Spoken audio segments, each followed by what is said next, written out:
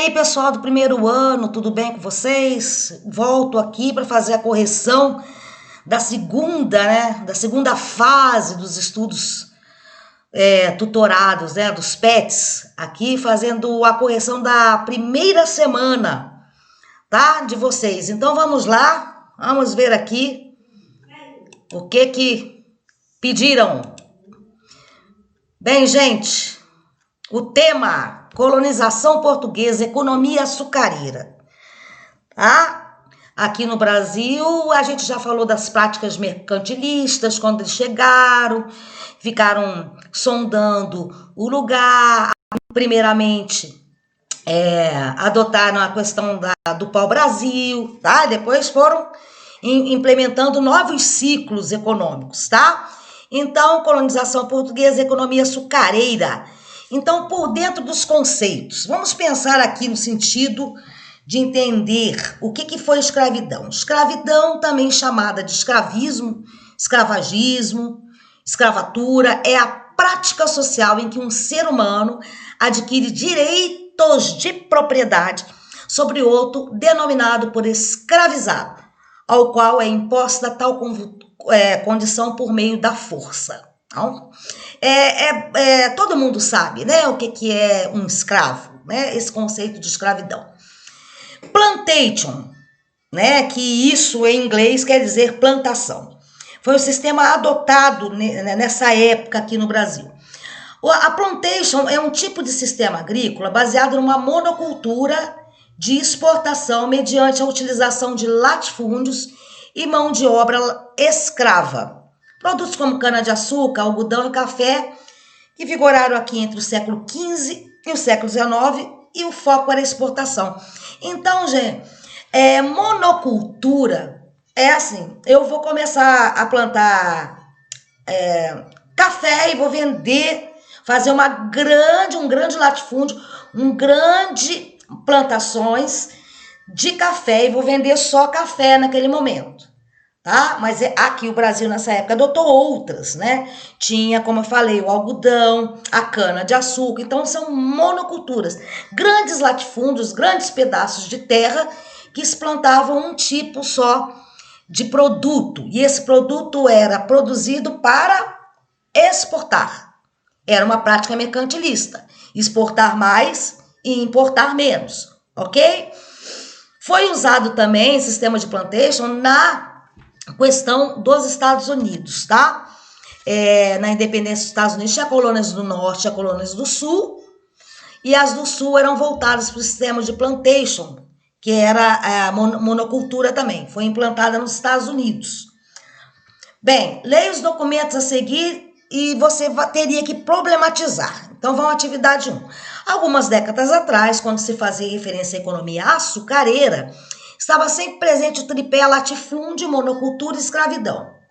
Grandes pedaços de terra, um produto sendo cultivado e escravos, como características fundamentais dessa cultura. Estudos recentes mostraram que ainda que o tripé seja válido para as plantações de cana-de-açúcar, ele é insuficiente para explicar o funcionamento da economia canavieira como um todo, tá? Não só esse tripé, monocultura, escravidão e latifúndio. Por um lado, a cultura da cana-de-açúcar apresenta um setor agrícola de plantações que é realmente fundado no latifúndio monocultor escravista, por um lado. Por outro, apresenta um setor fabril, o engenho, tá? O engenho da cana-de-açúcar, que pede uma caracterização mais ampla. Por isso, passou-se a utilizar o termo plantation, que eu falei antes, para designar um latifúndio monocultor, em que há o beneficiamento fabril do produto, isso é, no nosso caso, a transformação da cana em açúcar. Então, não era só plantar a cana-de-açúcar lá, era transformar ela também num engenho que tinha uns maquinários, tá? Tinha animais que trabalhavam, então passava por um projeto não só de plantar, e sim de transformar aquele produto, tá? Num outro produto.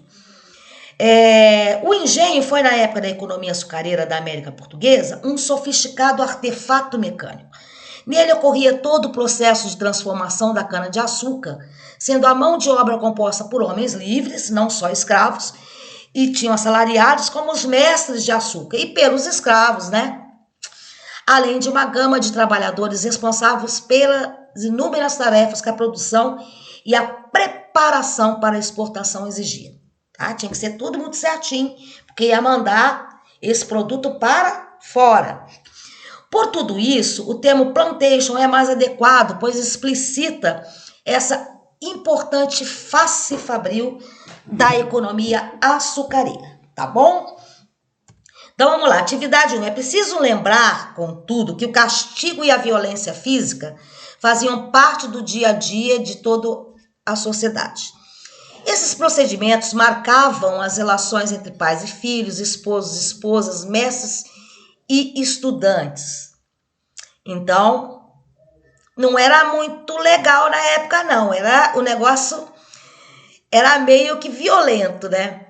Uma clara expressão da legitimidade do castigo violento era o direito que o Estado tinha de aplicar pena de morte em pessoas vistas como ameaças à ordem social. Olha só o que o Estado podia fazer.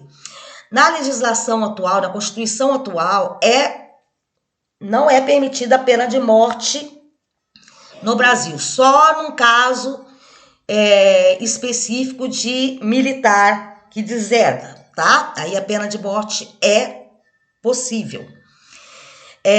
Esse direito foi amplamente exercido durante todo o período escravista, tirando a vida de livres e cativos. Considerando esse contexto histórico, podemos afirmar que, apesar das injustiças, os escravos também compartilhavam da noção de legitimidade do castigo, embora evidentemente não gostassem dele. Assim, por exemplo, os libertos que se tornavam senhores de escravos, e eles eram numerosos, não hesitavam em aplicar castigos nos seus cativos quando julgavam necessário. Então, eles apanhavam e quando eles se tornavam libertos e chegavam a ter escravos, eles praticavam a mesma coisa com os escravos deles. Então, assim, era uma prática comum. É como uma cultura de um pai antigo. Nossa, o meu pai, geralmente as nossas mães e avós, nossa, o meu pai me batia tanto, eu apanhava tanto do meu pai. Aí acontece muito das vezes aquele que apanhou muito, quando se torna pai ou mãe, acaba também praticando a violência, batendo no filho, porque teve aquele processo já da violência incutido, tá? Então vamos lá, essa Douglas Cole-Lieb, né, Paiva e Eduardo Franco, a escravidão no Brasil. Relações sociais, acordos e conflitos. Vamos lá. Aí mostra a foto, olha o engenho, como é que ele era aqui. O engenho, né, da cana-de-açúcar. Ele era toda uma estrutura aqui, ó. Tinha os bois carregando a cana, aqui já passava para moer, aqui tinha a roda d'água, tipo um moinho, né, se não me engano. É uma roda d'água. Os bois, então já tinha toda a estrutura. Os escravos aqui trabalhando, tá? Esse era o moinho, o engenho, né, de cana-de-açúcar. Montagem da área de produção açucareira. Gente, o açúcar foi o produto escolhido para iniciar em 1534 a colonização sistemática do Brasil. Escolheram o açúcar. Depois do pau-brasil, acabou-se praticamente todo o pau-brasil, né, que tinha. Então, eles implementaram o cultivo do açúcar. Então, uma vez que tinha a possibilidade de gerar mercado garantido na Europa por gerar altos lucros para a metrópole portuguesa, o açúcar era um produto muito caro e valorizado.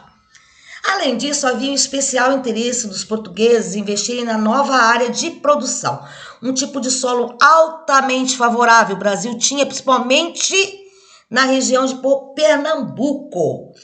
E o recurso possível ao trabalho compulsório, inicialmente os indígenas e posteriormente os africanos. Então, usaram primeiramente os indígenas, depois os africanos, ok? Nessa mão de obra aí da cana-de-açúcar. Então, o indígena também trabalhou na cana-de-açúcar. E tem gente que acha que o indígena não foi escravizado, não teve que trabalhar. Trabalhou sim. Depois eles foram mais protegidos com a questão dos jesuítas. Principalmente os portugueses já tinham experiência com esse produto, uma vez que cultivavam nas ilhas africanas das costas do Atlântico. Os portugueses não tinham só o Brasil como colônia, tinham outros lugares que eles já tinham. Eles trouxeram a cana-de-açúcar para cá. Então, eles tinham outros produtos também que comercializavam com outras partes do mundo, tá? Em 1498, comerciantes genoveses, né, que são italianos e portugueses, vendiam açúcar da Ilha da Madeira, em Portugal, até Constantinopla. E nos séculos XV e XVI, quase todas as ilhas africanas do Atlântico exportavam açúcar para o mercado europeu. Sendo assim, a extensão do cultivo do açúcar para o Brasil era o mais que natural. Eles já praticavam esse cultivo de cana-de-açúcar em outros lugares que eles tinham colônia. Por que não trazer aqui para o Brasil? Sendo que aqui se descobriu que existia um solo muito fértil para esse tipo de produto. Então, o engenho colonial. A grande propriedade de produção açucareira acabou assimilando a denominação de engenho, que era apenas um dos seus elementos. A propriedade englobava as terras de plantação de cana-de-açúcar, o setor agrícola de plantation e o engenho propriamente dito, o setor fabril da plantation, responsável pela transformação da cana-de-açúcar. Vai transformar aquela foto que eu mostrei, a cana, num outro produto. O termo plantation substitui a tradicional denominação do tripé da agricultura de exportação, latifúndio, monocultura e escravidão. Se instalou esse termo aqui. O que diferencia a plantation de outras culturas agrícolas é a existência nela de um setor fabril para o beneficiamento do produto agrícola cultivado. Nem todos os proprietários de engenho, principalmente os donos de engenhos reais, movidos à água, plantavam cana-de-açúcar, nem todos. Eles preferiam beneficiar a cana de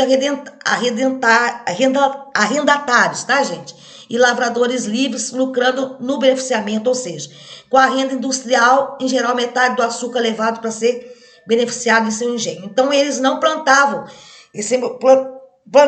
cana-de-açúcar, eles preferiam pegar outras pessoas para fazer isso para eles. Já os lavradores arrendatários lucravam muito menos, quem estava fazendo esse beneficiamento da cana lucrava menos do que o senhor de engenho com a renda da terra, ou seja, a quantidade da cana produzida, porque tinha que pagar também por estar usando aquilo. Além dos engenhos reais, havia também os trapiches, engenhos menores movidos à força animal, e as engenhocas, essas últimas geralmente dedicadas à produção de rapadura e aguardente, tá?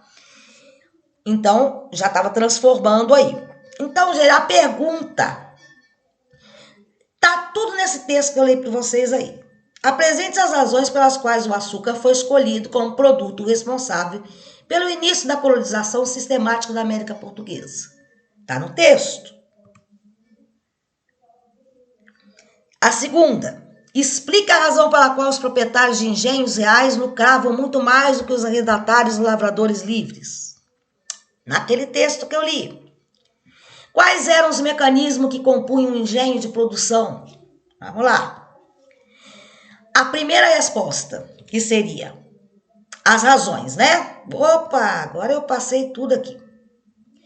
O sistema plantation foi introduzido nas colônias da América, posto que o solo desses locais eram férteis, né? O solo era fértil e o clima era favorável. Exemplo, Pernambuco, para a plantação de diversas espécies vegetais.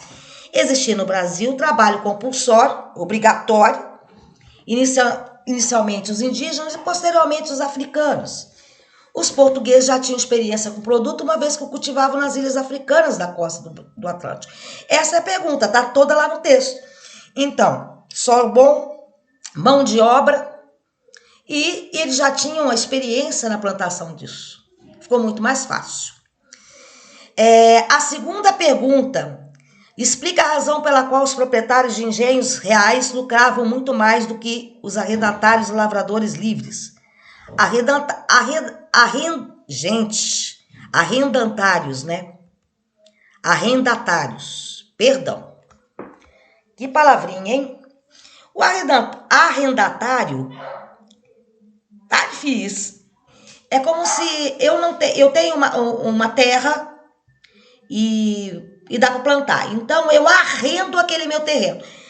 Você chega para mim e fala assim, Marcela, eu queria plantar, eu não tenho a terra, mas eu queria plantar aqui na tua terra, e aí eu te dou uma parte, eu te pago um aluguel por isso, tá? Então eu arrendo aquilo, toda aquela minha estrutura que eu tenho, trabalho ali. E com isso, o quê? A produção que eu tiver, eu vou dar um grande dinheiro para quem deixou eu trabalhar naquela terra, tá? Eles preferiam, né, que a resposta da segunda, beneficiar a cana de arrendatários e lavradores livres, lucrando no beneficiamento, ou seja, com a renda industrial, em geral, metade do açúcar levado para ser beneficiado em seu engenho. Então, pegava metade.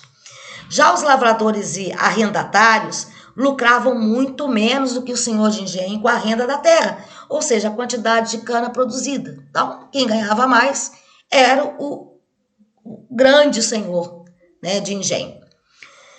Bem, a resposta, a pergunta 3. Quais eram os mecanismos que compunham o engenho de produção? Então, engenho colonial. A grande propriedade produtora de açúcar era constituída basicamente por dois grandes setores. O agrícola, que era formada por canaviais, que eram as plantações de cana, e o de beneficiamento, é aquela casa do engenho lá, onde a cana de açúcar era transformada em açúcar e aguardente. Então, plantação, que seria basicamente os setores que seria o agrícola, né, o plantar, e depois a transformação dessa cana em outros produtos. No caso aí, açúcar e aguardente, e às vezes também tem até a rapadura que dá para fazer. Então é isso, esse PET da semana teve muito texto, então eu trouxe os textos do PET para os slides, porque as respostas estão todas no PET. É muito simples esse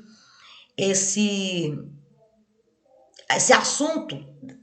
Quem leu com atenção responderia tudo tranquilamente. Bem, gente, então esse é o fim. Desculpe aí, eu acabei arrendatário, eu fiquei arrendando aí o negócio.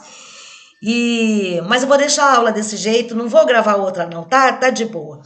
E eu deixo a frase aí do Aristóteles: as raízes do estudo são amargas, mas seus frutos são doces. Estudar não é fácil, eu sei disso.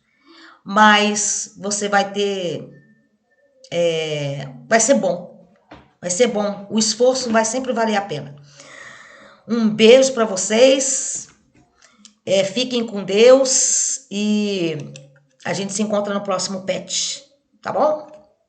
Próximo PET não, próxima semana. Esse PET aí vai um mês todinho. Beijo, primeiro ano. Tchau.